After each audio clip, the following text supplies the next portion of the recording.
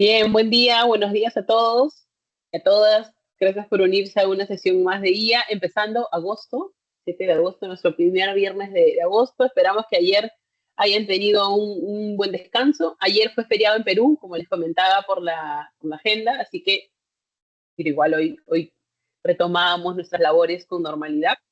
Y gracias a todos por unirse. Hoy, como les comentaba en la agenda, tenemos invitado a Omar Larios. De hecho, Omar ya es amigo también de la casa, ya nos ha acompañado antes como ganador también de UPC. Organizábamos un concurso de experiencias de aprendizaje, ha sido finalista, ha sido ganador y siempre está metido en muchos temas de investigación y investiga, postula revistas, tiene artículos y ahora nos cuenta un poco más en revistas de alto impacto. Así que le dije, Omar, tienes que venir a contarnos algo que estés haciendo. Y gracias Omar por aceptarlo. Les cuento un poco también de él. Él es doctor en gestión de empresas por la Universidad de San Marcos, MBA en UPC, con más de 25 años de experiencia en contabilidad, finanzas y auditoría en empresas nacionales e internacionales. Es investigador RENACIT, es especialista en NIF, tributación, ERP, con dominio en TIC y conocimiento de herramientas de inteligencia artificial. Es también profesora a tiempo completo en UPC y líder en gestión de equipos y proyectos optimizando procesos financieros y administrativos. Así que, Omar, muchas gracias por aceptar la invitación y por venir a contarnos en qué estás trabajando. Está bien interesante. Muchas gracias. Sí, bueno, ahora estoy cursando, ya voy en el segundo semestre de una maestría en IA, que está muy buena, yo sé de paso, y se aprende un montón, la verdad abre la mente bastante cómo se sustenta la IA en las matemáticas, ¿no? Es muy, muy interesante. Bueno, voy a hablar un poco del tema que quiero abordar y que empezó como un experimento realmente, es una metodología que empezó experimentalmente y poco a poco, ahondando sobre el tema, sobre teorías, fui ya fundamentándola mejor. Incluso ya estoy todavía preparando el paper porque me va a tomar bastante tiempo todavía armar la parte metodológica y estructural del paper. Pero bueno, estoy en ese camino también. Quería presentarles más que nada este contexto de cómo he aplicado esta enseñanza presencial. Es una enseñanza que la trato de hacer presencial donde interactuamos con el docente, la IA, la resolución de casos escritos a mano y también asistido por los dispositivos móviles que ahora, bueno, están como que tratando de hacerse a un lado en los países nórdicos, pero tiene también su utilidad, ¿no? Igual voy a mencionar algunas cosas al respecto. He basado, antes de hablar de la metodología, quería entrar un poco al tema teórico, donde ya damos el paso a la taxonomía de Bloom, que tiene una estructura educativa, al aprendizaje significativo, que es la experiencia del aprendizaje, al aprendizaje ubicuo, que es o que trata sobre el uso de diferentes herramientas en cualquier lugar.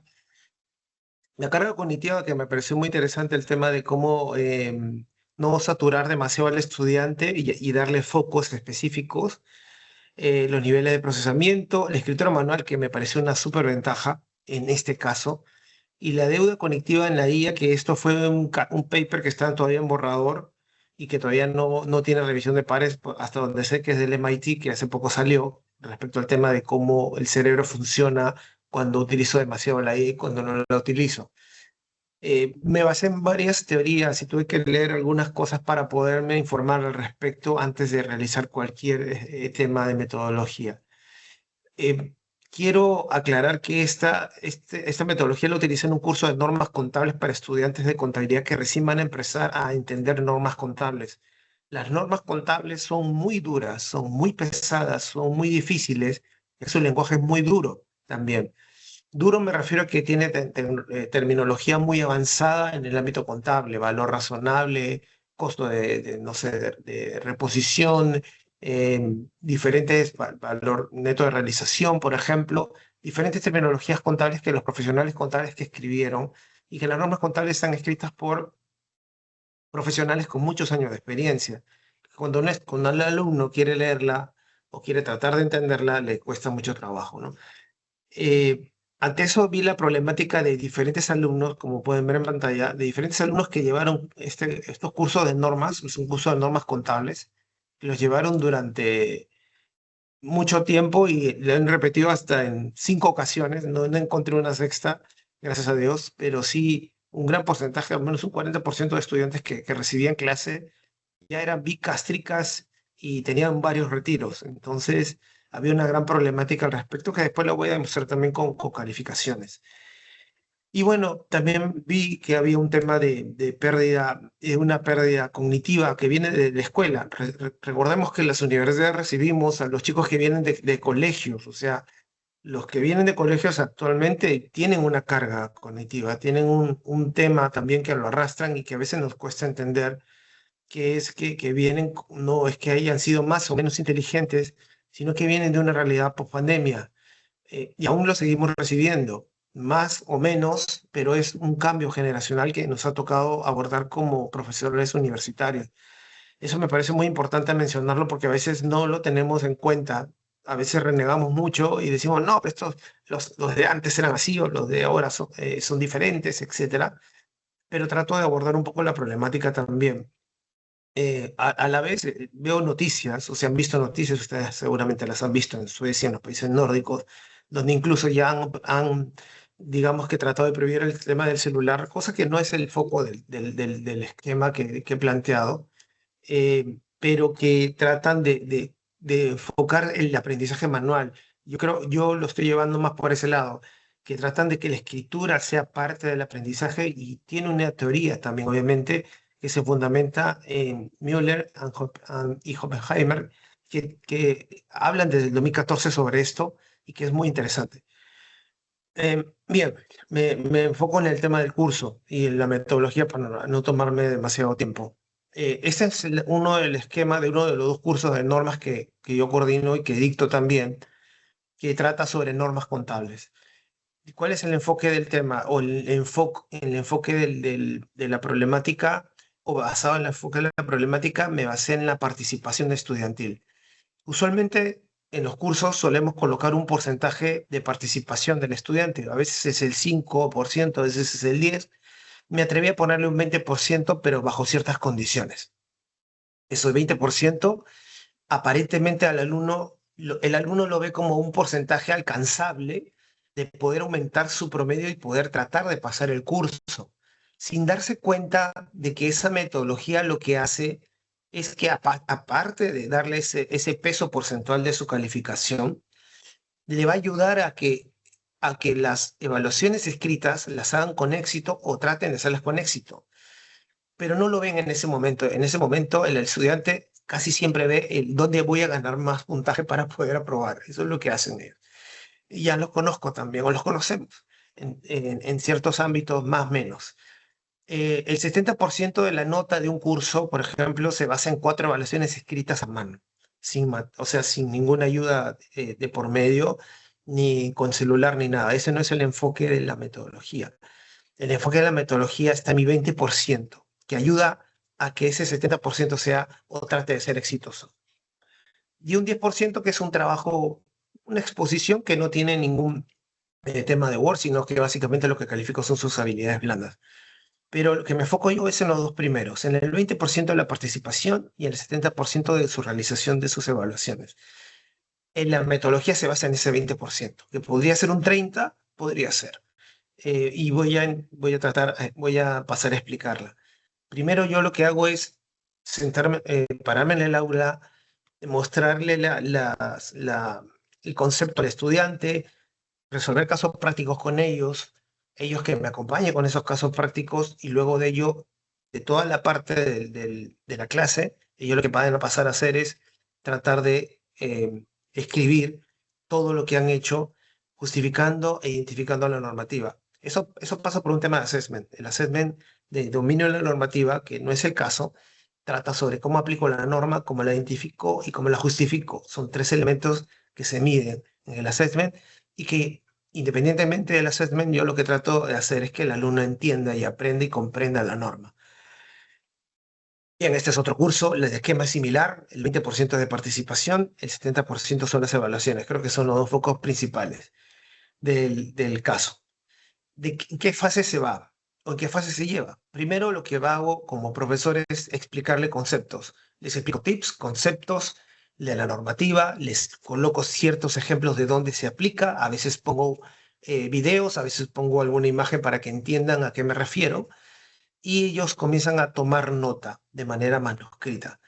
Esa nota de manera manuscrita tiene que ver con la participación, tiene que ver con ese 20% de su nota, y es donde ellos comienzan a apuntar a mano, porque esa es la regla, apuntar a mano las anotaciones que haga el profesor. Lo que me van a entregar a mí es lo que hayan anotado a mano. Parece obligatorio, sí, suena de repente un poco radical, podría ser, pero el tema no es tanto en el radicalismo de lo que se le exija, sino en el beneficio que van a obtener después. Luego de ello planteo el caso, lo resuelvo con ellos, a veces pregunto, ellos me van respondiendo y todos lo resolvemos y anotan a mano absolutamente todo. Todo lo anotan a mano, después voy a mostrar lo que hacen ellos y cómo lo muestran también.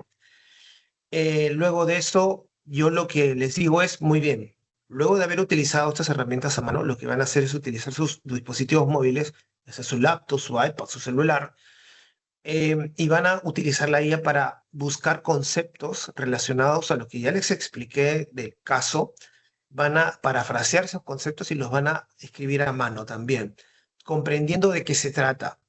Vamos a colocar prompts para que entiendan de qué se trata. Por ejemplo, ¿qué es el valor neto de realización? ¿Para qué me sirve? Por ejemplo, ¿qué es el valor razonable? ¿Para qué me sirve?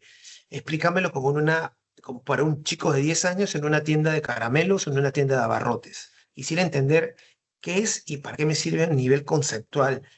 Y ellos lo que hacen es, comienzan a probar con prompts para poder identificar y para poder justificar su norma. Les pido para ello que utilicen párrafos. Ahora lo vamos a ver con unos ejemplos más. Y lo que hacen después es tomarle una foto a ese manuscrito, que es el que se queda con ellos, y lo suben al aula virtual, que es el que reviso yo, básicamente, pero el manuscrito se queda con ellos directamente. Luego les coloco su validación y luego de una serie de semanas en ese mismo proceso, paso a hacer las evaluaciones escritas, donde ya les pregunto lo mismo. ¿Qué cosa hicimos? Vuelven a hacer ejercicios similares, justifican ellos y vuelven también a identificar la norma. Ahora les paso a explicar cómo. Las reglas son las siguientes. Yo les califico puntualidad. Si llegas después del límite de minutos, pues te pongo falta. Profesor, pero voy a hacer la tarea. Haz la tarea, pero eso sí, no tienes nota porque tienes falta o porque llegaste tarde y ya no tienes la nota. ¿Eso qué hace? Que obliga a que el alumno llegue puntual o trata de que el alumno llegue puntual. Seguramente hay excepciones, pero la mayoría o casi todos, no decir todos, llegan puntual porque saben que sin ese plus no van a poder tener esa nota de participación. Usualmente nosotros calificamos a los que llegan hasta muy tarde, incluso llegan hasta 5 minutos o 30 minutos antes de que acabe la clase. Pero igual aunque lo hicieran, no podrían tomar el tema de la participación igual. Les doy un tiempo de entrega, un timing, para que me entreguen la redacción también. Es muy corto, pero siempre y cuando haya un seguimiento durante toda la clase. Y tiene que ser manuscrita. No les permito en Excel, no les permito que me hagan un iPad, ni que me hagan un gráfico en otro programa. No, necesito que lo hagan a mano. Y que incluso le tomen la foto al manuscrito, donde se ve incluso sus materiales o su carpeta. Y que coloque su nombre y su fecha. Suena muy estricto, yo lo sé, pero la idea es que ellos vayan desarrollando el tema cognitivo escribiendo. Esa es la primera parte del tema. Como les dije anteriormente, ellos aplican, ellos justifican y ellos identifican la normativa. ¿Cómo lo hacen? Más o menos de esta manera. Ellos tienen que escribir, por ejemplo, en mi caso, tienen que escribir las cuentas contables. Profesor, ¿puedo utilizar los códigos? El código 1, 2, el código 3, 4. No, escribe la cuenta contable. Esto tiene su razón de ser. La razón de ser es que la cuenta contable es igual a nivel mundial, pero los códigos no. Cuando pasa que ha pasado que cuando los alumnos van a trabajar afuera o fuera del país, el código contable de Perú no les sirve en absoluto para nada. Lo que les vale es el conocimiento del nombre de la cuenta y cómo se aplica. Luego también les pido que todo lo que escriban a mano, como lo pueden ver ahorita, lo hagan de manera manuscrita, escrita, que coloquen su nombre, que coloquen su fecha, porque pueden haber suplantaciones posibles. Entonces lo que trato de hacer es que se trato de observar también quiénes están colaborando, quiénes están haciendo, y veo también quiénes no están haciendo durante la clase, o quienes se retiran en medio de la clase y vuelven después de media hora. Eso también trato de controlarlo. Es difícil, es complicado, pero suele pasar, son detalles. Las reglas son estas, y esto es lo que les choca al inicio, mucho les choca al inicio. Les choca al inicio, por ejemplo, si no llegan puntuales, hagan lo que hagan, tienen cero. Esta es una rúbrica a la inversa. Le digo rúbrica a la inversa porque no es una rúbrica positiva donde uno va llenando casillas y uno les va colocando el puntaje de acuerdo a las casillas que llene, sino que es una rúbrica donde es al contrario, donde lo que no hagas tiene una penalidad. Si no haces algo, tiene un castigo. Si no haces algo, tiene un castigo. De tal manera que yo no me preocupo por el, el puntito que tienen que hacer, sino me enfoco en lo que no cumplen. Entonces, si no llegan puntuales, tienen cero. Si no, por ejemplo, no colocan su nombre y su apellido con la fecha, tienen de 0 a 5. Si, por ejemplo, no colocan los registros de las cuentas completas, tienen de 10 a 12. Si, por ejemplo, no colocan la anotación detallada según el profesor hizo en clase, este es un detalle muy, muy básico, pero muy importante. Yo hago los casos como están en el solucionario, pero yo les doy mi propio toque. Les coloco una anotación adicional, les coloco un ejemplo adicional y todo eso lo van anotando. Entonces, no basta con que el alumno haya llevado el curso por segunda vez y tenga el solucionario del semestre pasado, porque seguramente lo tiene, y que solamente copie el solucionario. Lo que tiene que hacer es anotar lo que también hace el profesor dentro de la clase. Las anotaciones, las explicaciones del por qué salen los cálculos, porque a veces nos pasa eso, ¿no? Profesor, ¿y de dónde sale este numerito? O profesor, ¿cómo llego a este paso? Yo le explico todo para que lo apunten, de tal manera que ellos ya vayan captando el momento donde tienen que anotar y el momento donde tienen que preguntar. Obviamente no es que vaya a correr, doy un tiempo para que vayan tomando nota de a pocos también. Em, por ejemplo, si no hace bien la solución, que no debería ser el caso porque todos lo hacemos al estilo que lo hago yo y solucionamos todo, tiene de 5 a 8. Por ejemplo, si no coloca el nombre de la norma contable completo o si no hace la justificación correcta con un sustento correcto, porque tienen que sustentar. Lo que hagan tiene un sustento metodológico de la norma contable. No basta con que yo calcule el número, necesito saber el fundamento de por qué el número es así. Y eso viene de la norma contable también. Todo eso tiene una calificación y si hacen todo correcto tienen un rango de 16 a 20 según cómo lo hayan elaborado. Y eso basa por el criterio del profesor. Este es un ejemplo de un prompt, por ejemplo, ¿no? Ellos anotan a mano todo y luego les digo, chicos, ahora que ya han anotado todo el caso a mano, lo que van a hacer es transcribir también a mano la justificación del por qué la norma, por ejemplo, por qué han utilizado el valor neto de realización y para qué sirve. Entonces lo que los chicos hacen es, ok, yo utilicé el valor neto de realización, ya lo hice en este caso, ahora necesito saber qué cosa es y cómo lo puedo justificar, pero para eso ellos lo que hacen es utilizan la guía, utilizan un celular, o una laptop o un iPad o algún dispositivo donde comienzan a preguntarle, yo doy ejemplo de prompts. Por ejemplo, ese es un ejemplo de prompt. Utilicen este ejemplo de prompt para saber o para entender. Si me preguntan a mí qué es el valor de realización, yo les voy a explicar. Pero si aún así no lo entienden, porque son 40 alumnos y a veces no hay tiempo para responder los 40, otros que no suelen levantar la mano, porque hay chicos que no levantan la mano, ya lo deben saber muy bien, lo que hacen es utilizar la guía para tratar de entender el concepto y transcribirlo. Ellos me tienen que presentar el caso hecho a mano conmigo y tienen que transcribirlo también de forma manuscrita. Y también tienen que transcribir la justificación y los conceptos explicados en clase o los conceptos que tienen que ver con el caso de la clase. Yo les digo el caso de la clase, este es otro tema. A veces yo hago 5 casos en el salón. No les pido los 5 que me los entreguen, les pido que me traigan uno, pero nunca les digo cuál es el que le voy a pedir hasta el final. Por lo tanto, ellos están obligados a apuntarlo todo. De tal manera que están atentos, de tal manera que muy poco, o me ha pasado muy poco, que estén distraídos con el celular haciendo otra cosa o haciendo otro curso. Lo que tienen que hacer es escribir a mano. Y yo les doy un poco de tiempo para que me entreguen ese manuscrito. Les doy 15 minutos para que me traigan el manuscrito casi al final de la clase, cosa que si yo no apunté nada desde el inicio, ya no tengo tiempo de hacerlo todo otra vez. Eso pasa también. Este es otro ejemplo de prompt donde ellos suben el caso y también le preguntan a la IA qué conceptos se aplicaron. Pero yo les digo esto también, que no todo lo que dice la IA es cierto, que tienen que tener su norma en la mano al costado. Yo les digo, tengan su norma también, el PDF de la norma, o yo muestro la norma para que ellos validen si lo que dice la IA está correctamente validado con lo que está en la norma, porque la IA tiene sesgos y aún hasta el momento tiene alucinaciones también. Y les digo que ellos son los responsables de validar con lo que dice la norma, porque si no lo validan, y yo veo, como les digo a ellos, una roca dentro del escrito, es decir, algún sinsentido dentro del escrito, automáticamente ellos también tienen validación cero, porque ellos tienen la misión de tener pensamiento crítico y de también averiguar o investigar con el tema de la norma o con la norma de que lo que indica está bien o es correcto.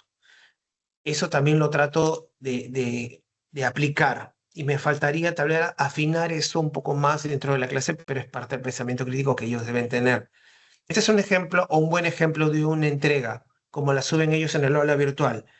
Como lo pueden ver, el estudiante lo primero que anota son lo que yo explico teóricamente en la clase al inicio y luego lo que coloca en la segunda parte donde dice caso uno es el manuscrito de lo que yo desarrollo.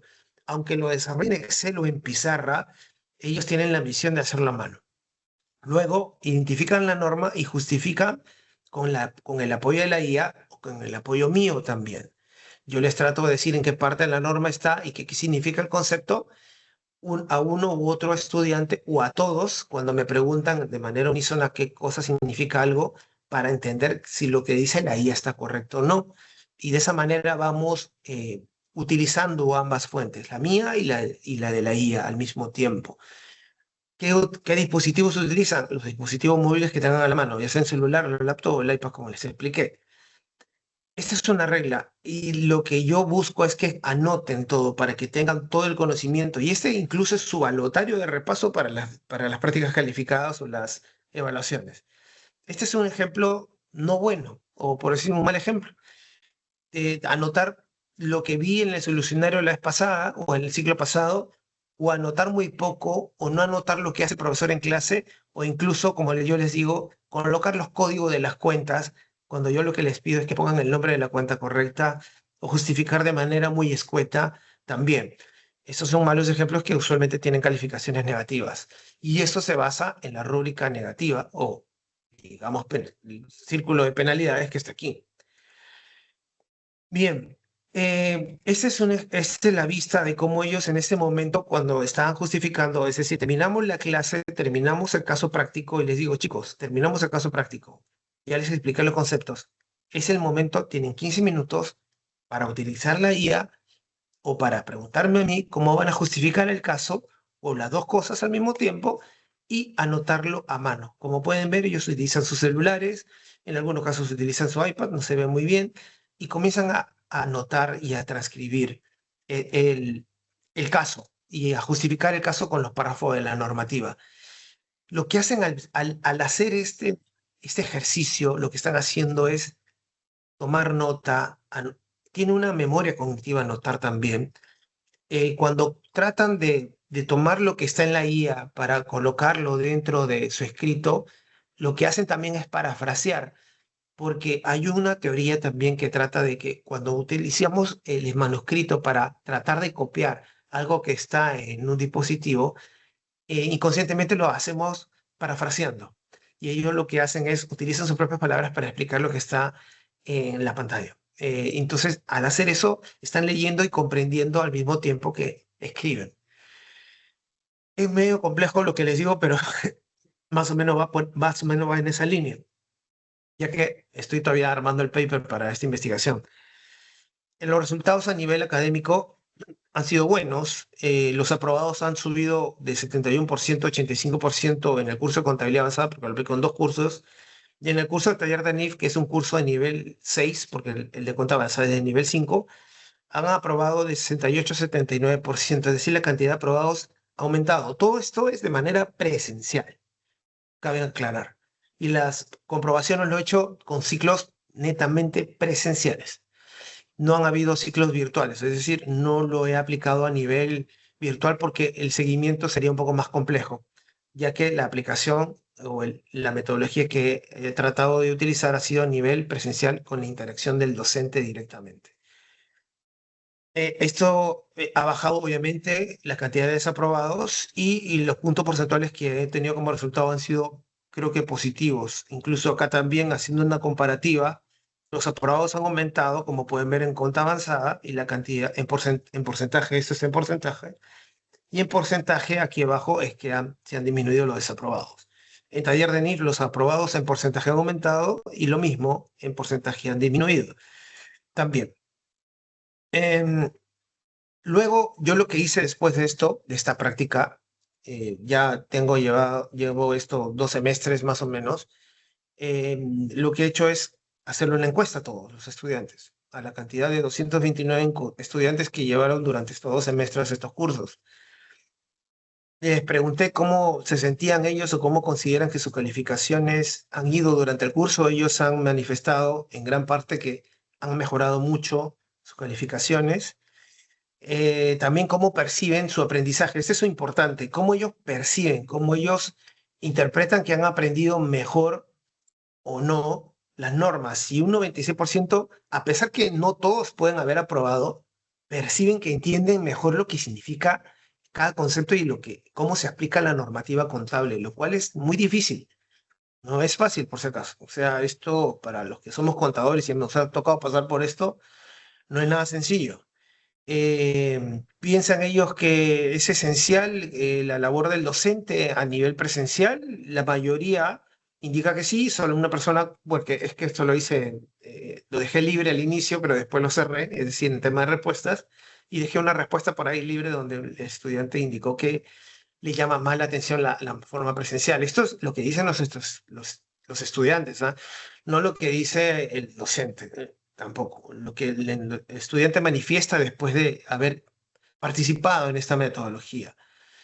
También saqué estadística porque todas las encuestas las tengo mapeadas, ya tengo todo el resultado mapeado también para poder ya presentarlo en un paper, y ya tengo también incluso la ecuación SEM, de que se basa en la interactividad del docente con la IA, en la resolución de casos manuales y en la utilización de los dispositivos móviles para comprender las normas que pasan por la enseñanza con inteligencia artificial y lo que hacen es que tengan un mejor aprendizaje de la normativa. Este ya es un tema más, digamos, explicativo a nivel de ecuaciones estructurales, de resultados estadísticos, que es mi base y mi sustento para poder realizar la investigación que está en camino y que todavía me falta mucho por terminarla porque tengo que sustentar todavía toda la parte teórica. Sin embargo, los resultados estadísticos, los cuales suelen ser los más difíciles de obtener, ya los tengo.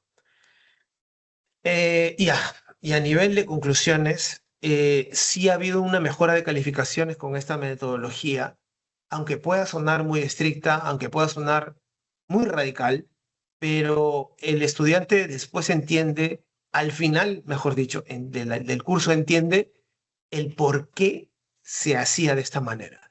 Aunque al inicio haya visto ese 20% de participación que suena muy bonito y que solamente notando voy a obtener ese puntaje, ese 20%, no se dio cuenta de que ese 20% que ven acá de participación, digamos que rebota o proyecta a que ese 70% de sus evaluaciones presenciales sean efectivas. Eso es lo que trataba de explicar, que esta metodología hace que ese 70% sea alcanzable, pero no se dan cuenta al inicio, se dan cuenta ya casi al final de cómo les sirvió la metodología para poder tener un mejor desempeño en sus evaluaciones y en poder entender mejor las normas. ¿Qué más?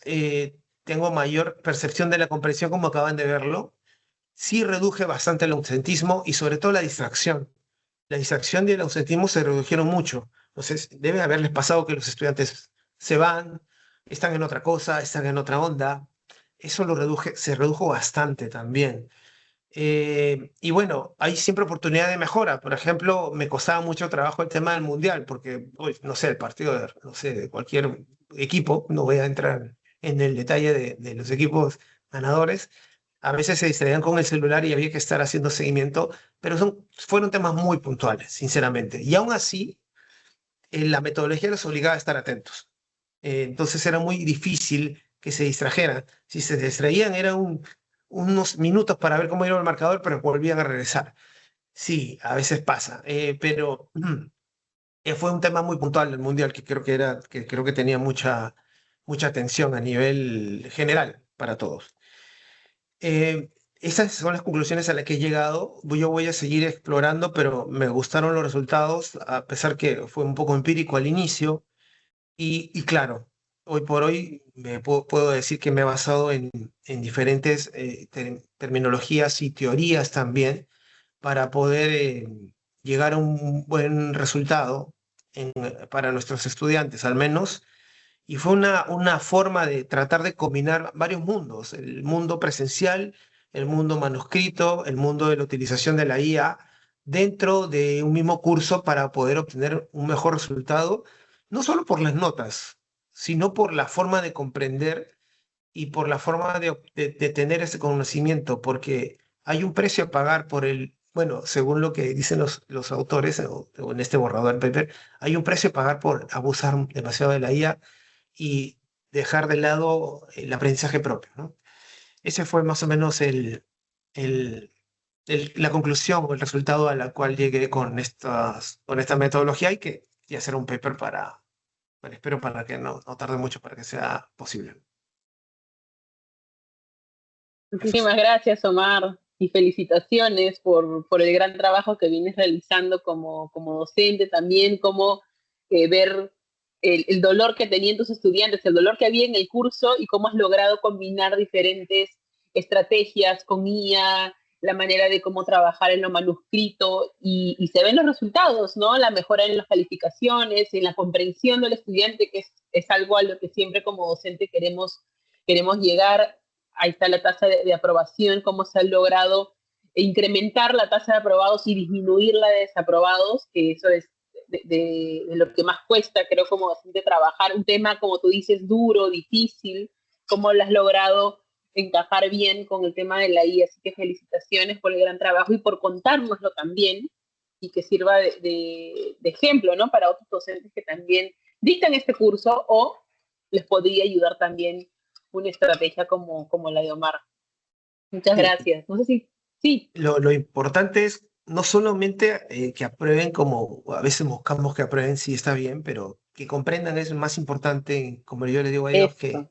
Uh-huh. que más que aprueben más importante que comprendan el concepto, porque eso se va a quedar con Exacto. ellos.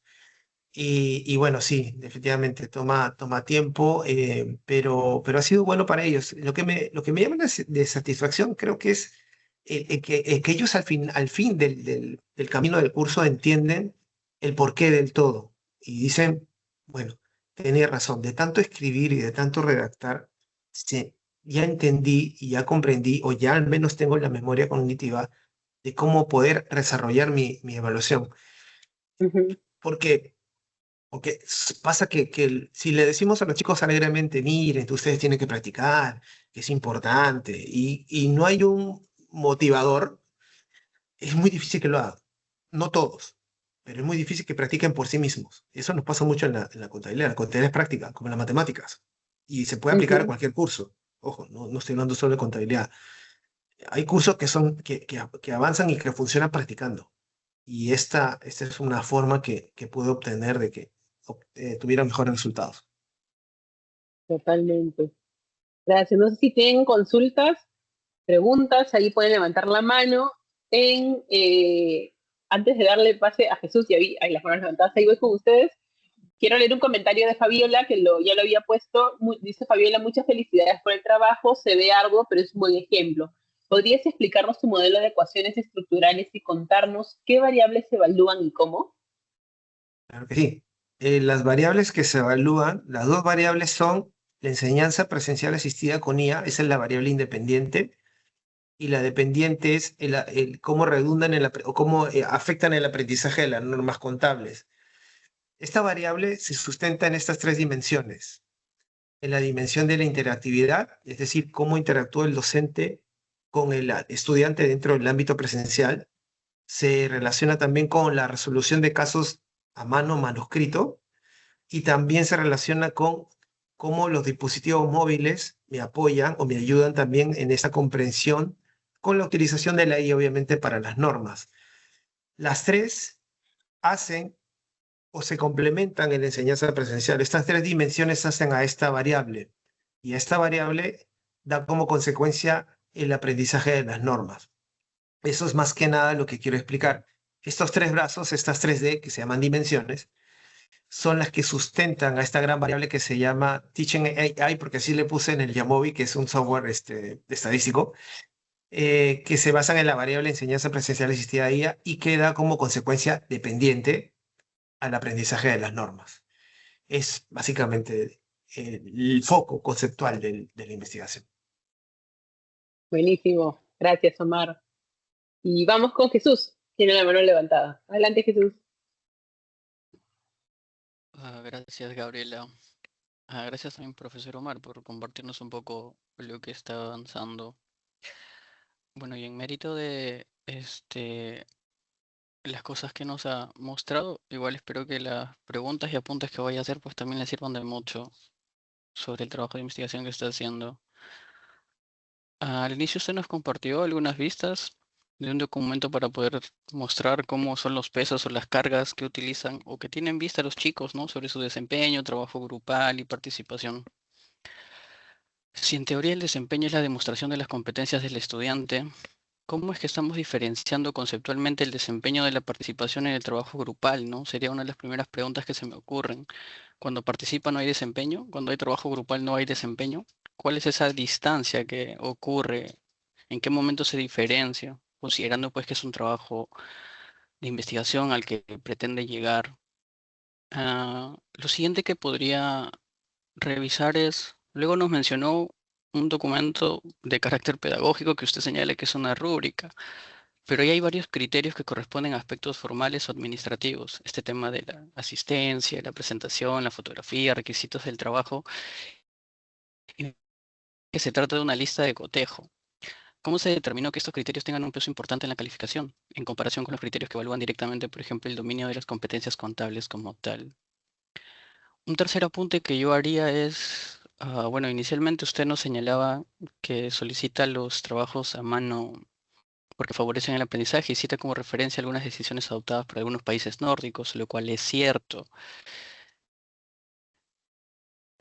Pero estas discusiones por lo general en esos países se han centrado principalmente en la educación y no en la educación superior. ¿Qué evidencia o fundamentos específicos podrían respaldar esta decisión que usted ha tomado? Para, pues, obviamente, aplicarlo en estudiantes universitarios de contabilidad, entiendo, que en teoría, pues, cuya futura práctica profesional se va a desarrollar en entornos altamente digitalizados, ¿no? Y otro apunte que me llama también fuertemente la atención es que usted presenta una mejora en las tasas de aprobación como evidencia de la efectividad de la metodología que aplica. Y la estadística que muestra es estadística descriptiva. Y luego establece pues el PLS que usted ha diseñado a partir de algunos pesos y resultados interesantes. De hecho, veo un R cuadrado bastante alto de 1 y otro de 0.93 que la verdad es que pareciera que ya ha resuelto un problema educativo o algo así. Entonces, mi preguntaría va también por ese lado, ¿no? A veces asociamos mucho la lógica relacional con la causal, ¿no? Y a veces van por caminos distintos. ¿Cómo determinó que ese incremento se debe específicamente al trabajo manuscrito y no a otros factores? ¿Cómo logró diferenciar entre cortes, cambios de evaluación o criterios de evaluación? Además del incremento de la tasa de aprobación, que suena muy interesante, la verdad, y insisto otra vez, ¿no? Eso es estadística descriptiva como tal. Pueden haber algunos factores o externalidades que simplemente no las hemos visto. ¿Cuáles son las evidencias que se tienen de que esa metodología como tal causó esa mejora en el aprendizaje o generó un mayor desarrollo de estas competencias de los estudiantes? Y pues bueno, ya finalmente ya solo un tema que me parece muy interesante con el tema de la ecuación estructural que usted ha mostrado. Estas cargas factoriales son altas, como les digo, son muy interesantes, son bastante fuertes.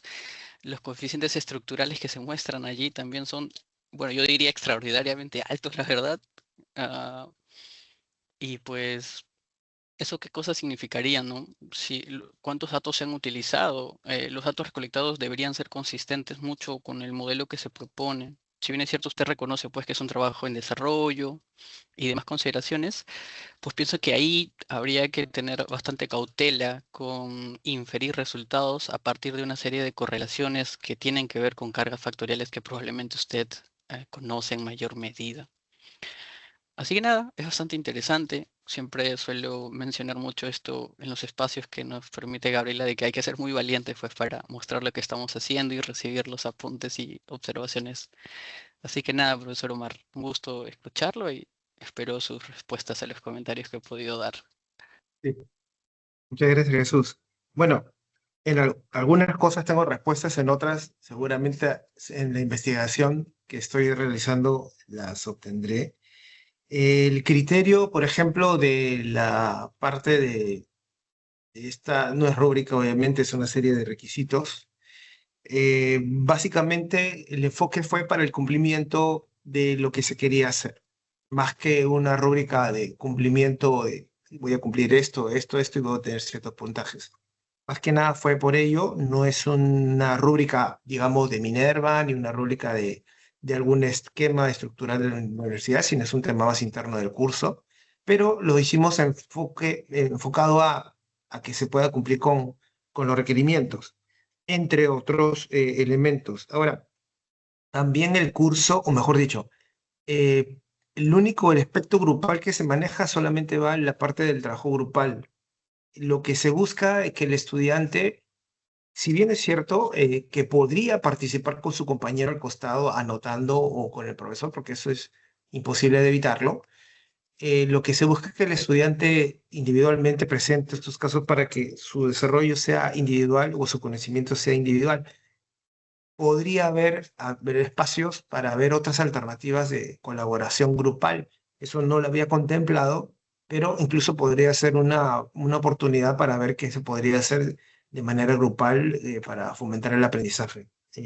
Luego, las variables, bueno, las variables que influyeron más que nada en la calificación es las metodologías previas, por ejemplo, lo clásico que se solía hacer en el curso, y esto es importante, lo que se solía hacer en el curso era dictar que el estudiante anotara o no. Lo clásico que pasa también es que a veces el profesor no nos preocupábamos nosotros, en el caso mío, no me preocupaba porque el estudiante anote o no, sino que era muy voluntario, el estudiante decidía anotar o no anotar, o tomaba la clásica foto al final de la clase, ¿no? Donde todos toman la foto en la pizarra o en la pantalla, y quedaba de cada quien practicar o no.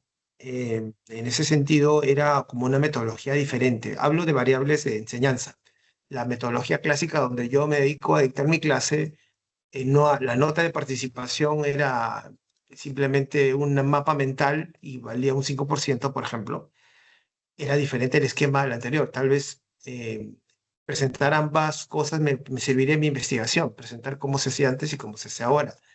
Entonces las variables cambiaron mucho. La participación no valía tanto, para empezar. La participación era muy poca.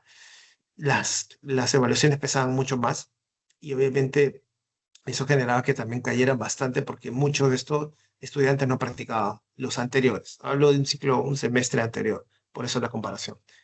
Entonces, varias variables pueden deberse también a otros aspectos, pero principalmente tendría que comprobar o tendría que ver también eh, que esto influye exactamente con su aprendizaje, lo cual he visto porque yo he visto alumnos que incluso han repetido 2 veces o 3 veces, llevándolo conmigo incluso, el curso y la metodología, debido a eso, la metodología, ellos validaron que la metodología les sirvió mucho por sus comentarios, incluso por la parte de las encuestas. Todas las respuestas que he puesto de las encuestas que son netamente descriptivas, son algunas de las preguntas que están dentro del cuestionario, no son todas.